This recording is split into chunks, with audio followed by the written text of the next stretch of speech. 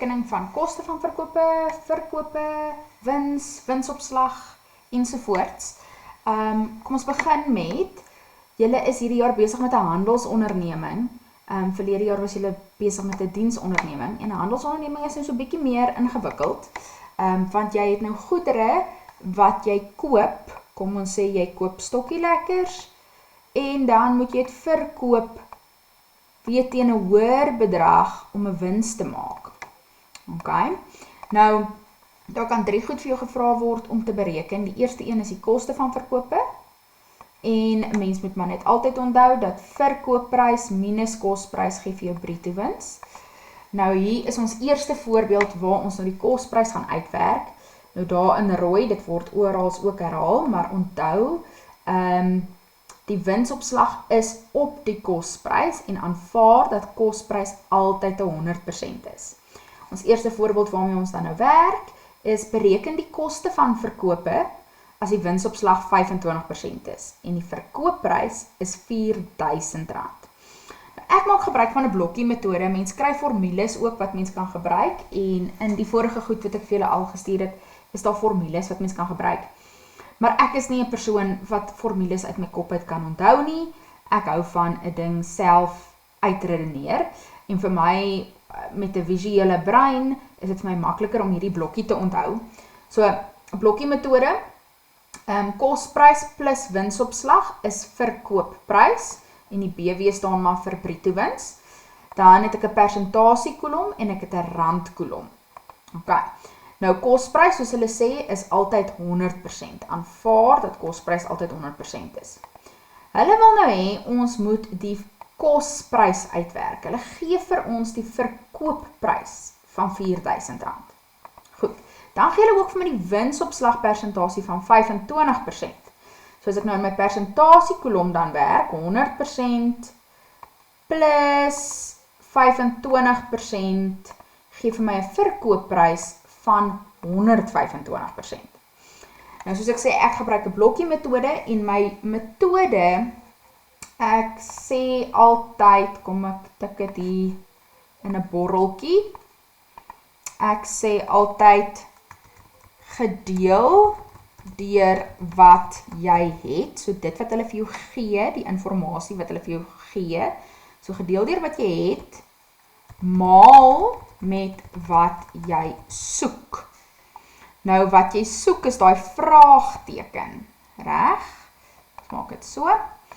So as ek nou gedeel deur wat ek het, maal met wat ek soek, nou ek werk altyd van die rand na die persentasie, maal met die persentasie om weer die rand te kry. So gaan gou jy sakrekenaar uithaal om vir julle te wys. Dis 'n eenvoudige sakrekenaar, maar R4.000 gedeel deur wat ek het, die 125%, maal met ek soek graag die 100% se bedrag. En daar kry ons dat die kosprys R3.200 was.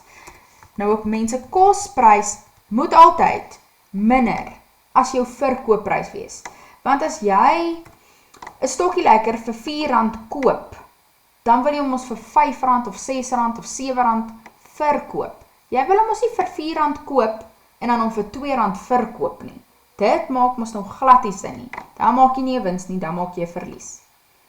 Kom ons kyk gou na 'n volgende voorbeeld waar ons nou die berekening van verkope moet doen. So andersom, ons het nou by die eerste een die koste van verkope uitgewerk, nou gaan ons die verkope uitwerk. Selfde storie nog steeds, verkoopprys minus kosprys is bruto wins, dit staan daarbo ook. Onthou altyd dat die kosprys gelyk is aan 100%. En dan die voorbeeld wat ons nou het is, bereken die verkoopprys as die winsopslag 50% is en die kosprys R2.000. So ek het kosprys altyd 100%, ek vul hom altyd heel eerste in. Dan het ek my R2.000 kosprys ook ingevul. My winsopslag is 50%, kom ons skryf dit in. Dit beteken my verkoopprys moet dan 150% wees. 100 plus 50 geef my 150. Ek wil nou graag daai vraagteken hê. So nog steeds, ek gebruik gedeel deur wat ek het, maal met wat ek soek. So Kom ek wys weer, sakrekenaar. So nou vat ek die 2000 gedeel deur wat ek het, die 100, maal met 150, want dit is wat ek soek. En daar kry ek die verkoopprys gaan dan R3000 wees. Ok, so nou het ons al vir kosprys bereken, ons het vir verkoopprys bereken, en nou vir winspersentasie.